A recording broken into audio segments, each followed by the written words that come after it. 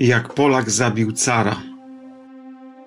Zwycięska wojna rosyjsko-turecka nie wpłynęła na osłabienie demokratycznych i socjalistycznych ruchów opozycyjnych w Rosji. Były one skutecznie i bezwzględnie zwalczane przez tajną policję i żandarmerię. Niektóre z bardziej radykalnych organizacji zmieniły więc swą taktykę działania i w odpowiedzi na terror policyjny zaczęły stosować terror antypaństwowy. Dotyczyło to m.in. organizacji Narodnaya Wola, której komitet wykonawczy podjął decyzję o zabiciu cara Aleksandra II. Łącznie na cara zorganizowano 7 zamachów.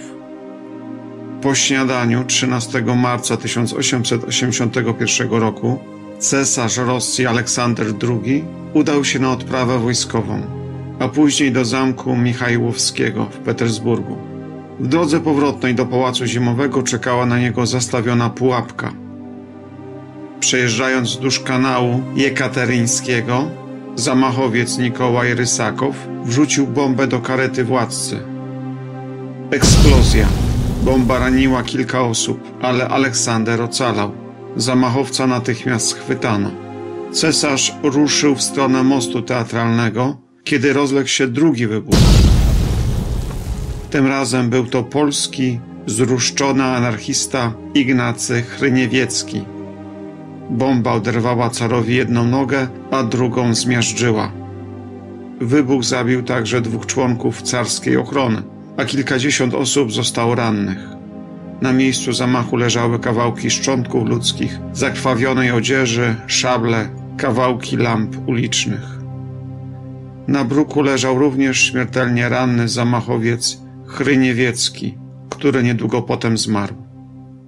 Kadeci Akademii Wojenno-Morskiej złożyli cara Aleksandra na nosze i zawieźli go do pałacu. W pałacu położono cesarza w jego gabinecie, gdzie zebrała się rodzina umierającego. Próbowano ratować rannego cesarza, tamować wylew krwi, ale bezskutecznie. Było już za późno. Aleksander II zmarł. Ignacy Chryniewiecki, idąc zabić cesarza, mówił, że wspaniałe drzewo wolności domaga się ofiar. Rosja podziemna natychmiast uznała zamachowca za bohatera. Narodowolcy głęboko wierzyli, że zamach wstrząśnie umysłami w całej Rosji i wywoła szeroko zakrojone ruchy społeczne i spowoduje przewrót. Rosja ani drgnęła.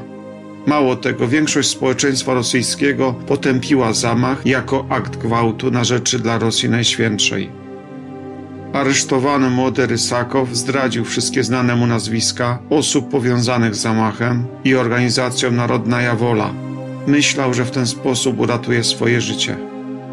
Wszyscy oni wraz z Rysakowem zostali skazani na powieszenie. Wyroki wykonano z wyjątkiem Hessi Helfman. Z uwagi na jej ciążę, jednak wkrótce i ona zmarła w więzieniu.